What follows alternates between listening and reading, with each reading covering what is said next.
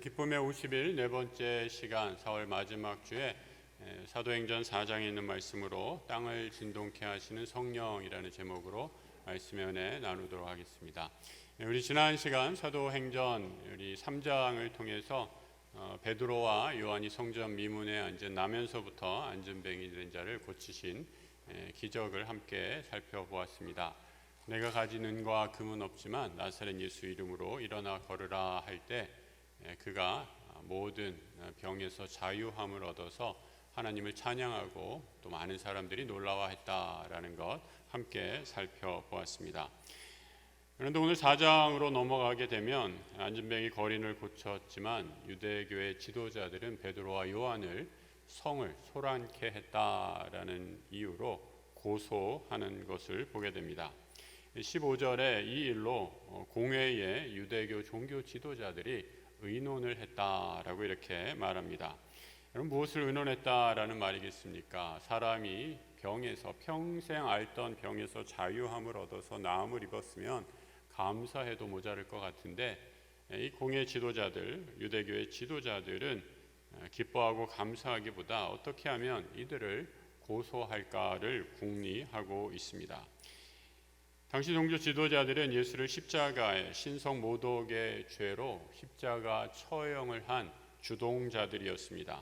생명이신 예수가 복음을 전하고 자신의 거짓 종교 생활이 드러나게 되자 그들은 예수를 십자가에 못 박히도록 한 것입니다. 예수가 십자가에 처형이 되고 다 끝난 줄 알았는데 이제 다시 그의 제자들이 예수가 했던 기적을 행하고 있으니 이들은 적잖이 당황하고 놀라지 않을 수 없었습니다. 제자들을 고발했지만 이들은 유대교 종교 지도자들 공회, 산헤드린이라는 이름의 유대교 최고 종교 지도자들이 모인 회의를 말합니다. 제자들이 말하는 것을 보고 깜짝 놀라게 되죠. 공회원들은 13절을 보면 제자들이 학문이 없는 범인으로 알았다. 그런데 그렇게 말을 잘하는 것을 보고 깜짝 놀랐다라고 말합니다. 여기서 학문 없는 범인이다라는 헬라어의 원문의 뜻은 문맹이라는 뜻입니다. 다시 말해 글자도 모르는 일자 무식인 줄 알았는데 사람들 앞에서 거침없이 주의 복음을 선포하더라라는 겁니다. 여러분, 글을 읽지 못하면 이 지식이 축적되지 않아서 말도 더듬을 수밖에 없는 거죠. 그런데 이 제자들은 거침없이 하나님의 복음, 생명의 복음을 선포하는 것을 보고 놀라게 됩니다. 고소할 거리를 이모저모로 찾아보았지만 아무것도 잘못한 것이 없음을 발견하고 또 사람들의 눈이 무서워서 이 공회 현장에는 제자들이 고침받아서 나음을 받은 남에서부터 안전뱅이도 함께 있었기 때문에 더 이상 어찌할 줄 모르고 제자들을 석방하면서 이렇게 주의를 줍니다. 그 내용이 16절 이하에 이렇게 나오고 있죠. 이 사람들을 어떻게 할까? 그들로 말미암아 유명한 표적 나타난 것이 예루살렘에 사는 모든 사람에게 알려졌으니 우리도 부인할 수 없는지라. 이것이 민간에 퍼져 더 퍼지지 못하게 그들을 위협하여 이후에는 이 이름으로 아무에게도 말하지 말게 하자 하고 그들을 불러 경고하고 도무지 예수의 이름으로 말하지도 말고 가르치지도 말라라고 얘기합니다. 당시 종교 지도자들 예수의 이름을 내지 말고 예수의 이름을 입 밖에도 내지 말라 엄히 명하고 있는 것을 경고를 하고 제자들을 내보내게 되죠. 저는 이 구절을 읽을 때 아주 예전에 보았던 드라마 한 장면이 생각이 났습니다. 여러분 혹시 기억이 나시는지 모르겠어요. 대장금이라는 드라마 생각나십니까? 어린 장금이가 최상궁이 아주 장금이를 못되게 괴롭혔죠. 근데 최상궁이 키우는 금영이라는 아이가 있었어요. 그래서 이제 다음에 후계자로 이 왕의 모든 이 식사 거리를 준비할 그 다음 후계자로 세우고 준비를 하고 있는데 갑자기 혜성과 같이 등장한 장금이가 나타나서 자기의 자리까지 넘보는 겁니다. 그래서 장금이를 좀 골탕 먹일 요량으로 시험 문제를 내죠. 최상궁이 내는 시험 문제 아주 비밀 음식, 비밀 레시피로 음식을 만들어서 이것이 무엇이냐 알아맞혀 보아라. 이 음식에 쓰인 재료를 알아맞혀 보아라 라는 시험 문제였습니다. 사실은 장금이를 골탕 먹이려고 낸 문제였는데 장금이가 그 비밀 레시피를 알아맞히죠. 그러니까 최상궁이 깜짝 놀라서 아니 내년이 내까지 게 어떻게 그 비밀을 알고 이것을 알아맞혔느냐라고 하면서 막 화를 내죠. 그때 여러분 장금이가 했던 유명한 말 기억이 나십니까? 절대 미각의 주인공 장금이의 유명한 말이죠. 홍씨가 홍씨 맛이 나서 홍씨 맛이 난다고 한 것뿐이온데 어찌 홍씨 맛을 알아맞혔냐 하면 무엇이라 말하겠사옵나이까. 뭐 이런 거였죠. 여러분 제자들은 아무것도 잘못한 것이 없죠. 아무것도 잘못한 것이 없고 그냥 주님의 이름을 믿고 선포한 것뿐입니다. 그런데 이 기적이 어찌 일어나냐라고 제자들을 비난하고 있는 거죠. 예수 이름 외에 보태거나 뺀 것이 하나도 없습니다. 공예 지도자들은 이 사실을 보지 못합니다. 어린 장금이가 홍시 맛이 나서 홍시 맛이 난다고 얘기한 것뿐인데 어찌 이를 알았느냐라고 따지는 최상궁의 어리석음과 뭐가 다르겠습니까? 온갖 위협과 협박을 하고 예수 이름을 전하는 것을 금하고 베드로와 요한을 풀어줍니다. 무리들은 교회 공동체는 사도 베드로와 요한이 풀어지게 되고 함께 모여 그 말을 듣고 이렇게 반응합니다. 24절 이해합니다. 그들이 듣고 한 마음으로 하나님께 소리를 높여 이르되 대주제여 천지와 바다와 그 가운데 만물을 지은 이시요 또 주의 종 우리 조상 다윗의 입을 통하여 성령으로 말씀하시기를 어찌하여 열방이 분노하며 족속들이 허사를 경영하였는고 세상의 군왕들이 나서며 관리들이 함께 모여 주와 그의 그리스도를 대적하도다라고 고백하죠. 구약의 시편의 말씀을 인용하여서 이 모든 일이 하나님이 하신 일임을 고백하죠. 세상의 모든 일이 절대 주권자이신 하나님이 하신 일임을 고백하는데 세상의 어리석은 군왕들 자신의 힘을 믿고 세상의 권세에 취해 마치 세상의 주인처럼 임금 노릇을 하는 세상의 어리석은 군왕들의 모습을 비난하고 있는 것을 보게 됩니다. 그들은 권력이 주는 달콤함에 빠져서 하나님의 일을 분별해낼 수 없습니다. 권력의 힘이 가진 마력에 빠져서 하나님이 세상에서 하시는 구원의 역사를 바라보지 못하는 것이죠. 사도들이 노임을 받고 초대교회 공동체들이 모여서 한 것이 있습니다. 그것이 무엇입니까? 기도했습니다. 어떻게 기도했는가? 한 마음으로 하나님께 소리 높여 기도했다라고 말합니다. 예전에 개역 성경에 보면 한 마음으로를 일심으로라고 이렇게 번역을 했어요. 뭐 다른 번역 요즘에 우리가 한자를 잘 안 써서 이 한자가 익숙해지지 않지만 우리가 일심이라는 한자는 쉽게 쓸 수 있죠, 여러분. 한일자의 마음 신자. 이 마음 한번 눈으로 한번 그려보세요. 일심. 저는 일심이라는 번역이 더 좋은 것 같아요. 한 마음보다. 일심. 이 한자가 상형 문자에서 시작이 됐잖아요. 한 마음. 마음이 하나 돼서 일심이 되어서 기도할 때 그 교회 공동체에 하나님의 놀라운 기적이 일어났다라는 겁니다. 우리 교회에 주시는 놀라운 하나님의 행하시는 놀라운 기적을 우리가 어떻게 체험할 수 있겠습니까? 교역자와 성도들, 성도와 성도들이 한 마음으로 기도할 때에 하나님이 우리 가운데 행하시는 놀라운 일을 체험하게 될 줄로 믿습니다. 초대교회 성도들의 기도를 보면 당시 이들이 가진 믿음이 어떠했는지 우리가 잘 엿볼 수 있습니다. 기도를 시작하면서 대주제여라고 이렇게 하나님을 외치고 있죠. 대주제, 데스포타라는 헬라어인데 하나님을 향한 칭호입니다. 특별히 대주제라는 말, 하나님이 모든 것을 다스리시는 주권자라는 의미를 갖고 있는 뜻입니다. 지금 일어나는 이 모든 일도 하나님이 하시는 일이다라고 고백하는 믿음의 고백입니다. 여러분, 우리가 신앙생활하면서 착각하는 것 중에 하나, 우리 가운데 좋은 일이 생기면 직장에서 승진을 하고 재정적으로 큰 복을 받고 자녀들이 잘 되고 여러 가지 일들, 좋은 일이 생기면 우리가 하나님이 함께 하셨구나라고 생각하고 감사하고 찬양하는 거, 이거 다 잘 하시는 거죠. 그런데 그 반대로 우리 가운데 생기는 어려움, 고난, 또 무거운 인생의 짐, 그것도 하나님이 함께 하시는 것임을 여러분 믿으시는 우리 성도들 되시길 바랍니다. 벌써 아멘 소리가 확 줄어들잖아요. 하나님이 모든 것의 주관자 되신다라는 말은 우리 삶의 좋은 것뿐만 아니라 나쁘고 힘들고 내 삶의 무거운 짐들까지도, 자녀들이 속상해서 내 마음이 한숨 짓는 그 순간까지도 이 모든 일들을 하나님이 다스리시고 개입하시고 주관하신다라는 의미입니다.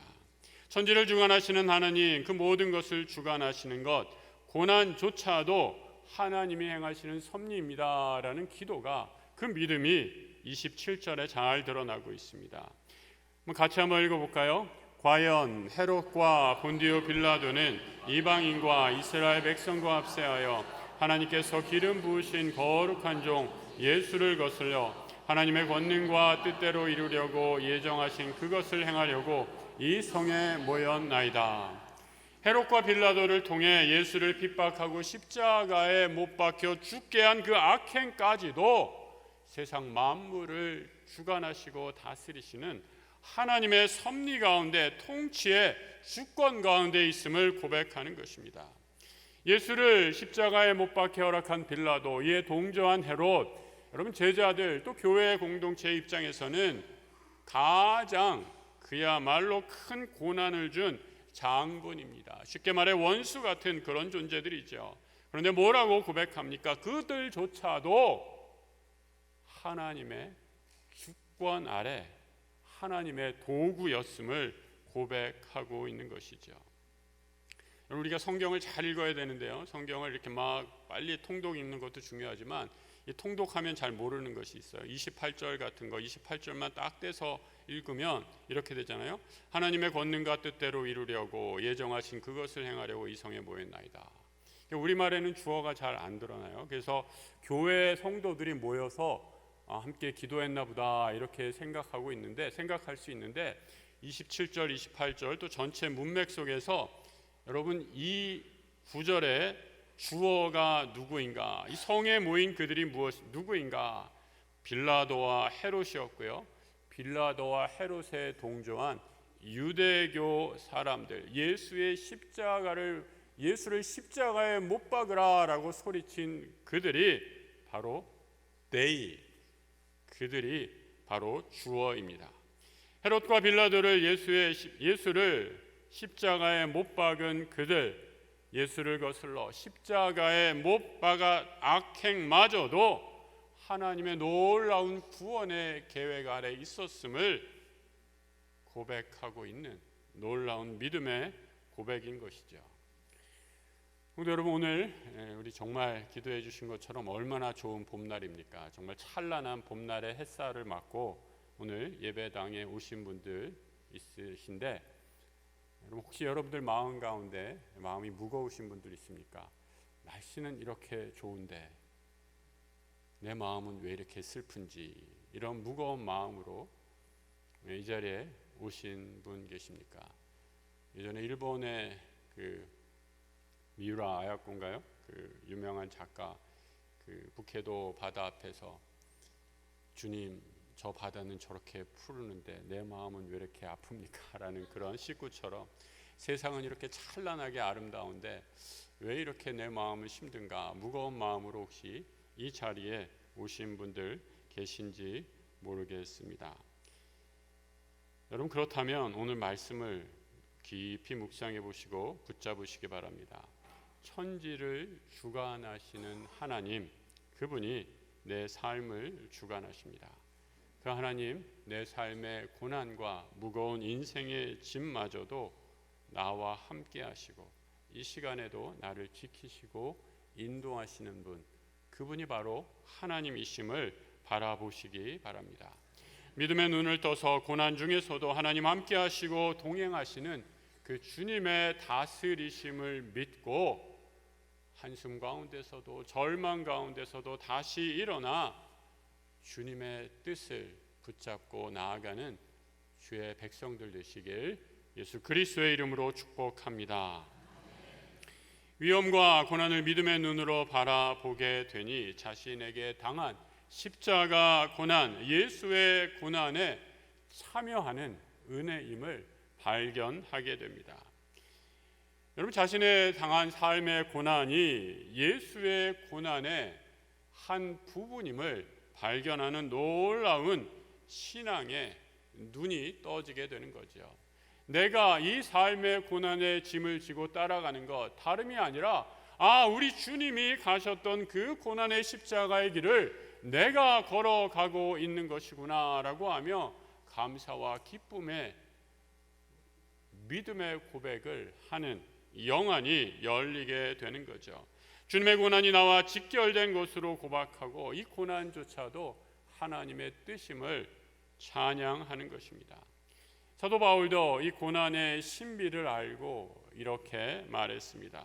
내가 이제 너희를 위하여 받는 괴로움을 기뻐하고 그리스도의 남은 고난을 그의 몸된 교회를 위하여 내 육체에 채운다라고 말씀하고 있습니다. 얼마나 놀라운 신앙의 고백입니까? 고난을 벗어나게 해 주옵소서 간절히 기도한 것이 아니라 그들은 이 고난 가운데서 한 걸음 더 나아가 이렇게 기도합니다. 고난 중에서도 오히려 주의 복음을 담대하게 전할 수 있는 힘을 달라 기도합니다. 고난 중에서도 사명을 잃지 않고 하나님의 주신 힘으로 이 사명 감당케 될 때 그들에게 성령이 임하게 되는 것을 보게 되죠. 4장 29절의 말씀 우리 같이 한번 읽어보겠습니다.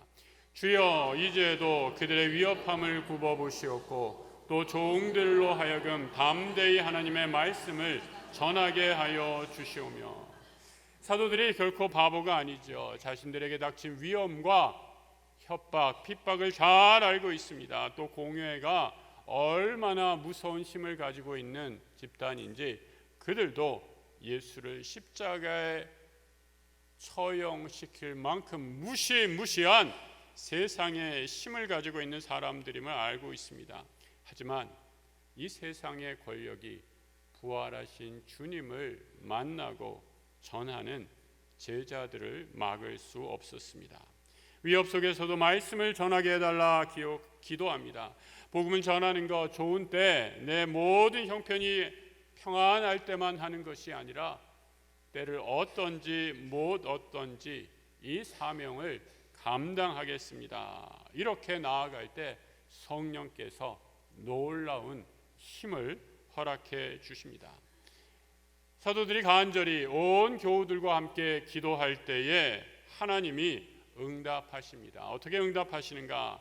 30절 이하의 말씀 같이 한번 읽어보겠습니다. 손을 내밀어 병을 낫게 하시옵고 표적과 기사가 거룩한 종 예수의 이름으로 이루어지게 하옵소서 하더라. 빌기를 다음에 모인 곳이 진동하더니 무리가 다 성령이 충만하여 담대히 하나님의 말씀을 전하니라. 병 낫기를 간절히 기도하고 표적과 기사를 예수의 이름으로 행합니다. 예수님은 떠나셨지만 성령, 하나님의 영, 예수의 영이 그들과 동일하게 함께 계심을 확인했기에 곳곳에서 기적의 역사가 일어나는 것을 보게 되죠. 그리고 기도를 마치자, 빌기를 마치자 땅이 진동했다. 그리고 성령 충만하여 하나님의 말씀을 전했다 증언합니다. 성령은 아주 강한, 바이러스보다 더 강한 전염성이 있습니다. 여러분, 공회에 불려간 것은 베드로와 요한 2명밖에 없었습니다. 교회의 대표자들이었죠. 2명이 가서 취조를 받고 협박을 당합니다. 하지만 베드로와 요한은 이에 굴하지 않고 주의 복음의 말씀을 전하고 다시 돌아와 교회 모든 교우들과 함께 그들에게 있었던 일을 나눕니다. 우리식으로 얘기하면 교제한 것이죠. 지난주에 내가 세상에서 이런 일이 있었습니다 라고 그 교우들과 함께 나누게 되죠. 그렇게 될 때 온 교우들이 말씀한 것처럼 합심하여 일심으로 기도합니다. 그렇게 함께 모여 기도할 때에 성령이 바이러스보다 더 놀랍게 퍼져서 온 교회 교우들에게 성령 충만한 은혜가 임하게 되는 거죠.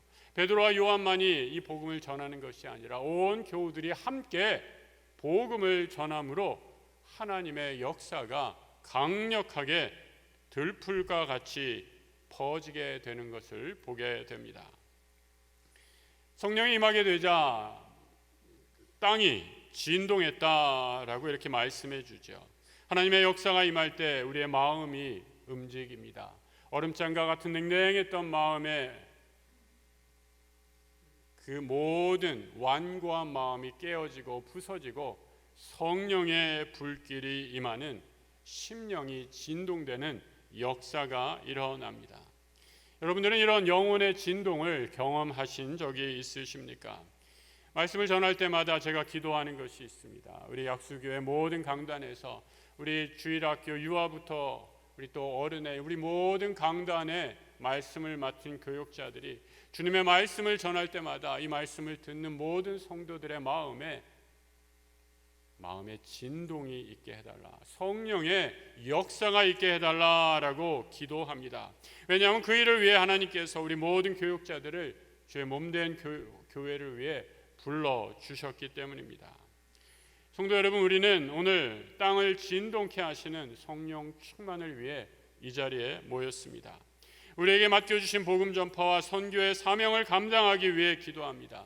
말씀처럼 형편에 상관없이 항상 기도하며 주님이 내 삶의 고난의 현장에서도 내 모든 삶을 다스리시는 주권자이심을 믿기에 주 앞에 나옵니다. 내 삶의 크고 작은 고난조차도 하나님이 주관하고 있음을 인정하고 그 하나님만을 신뢰하십시오.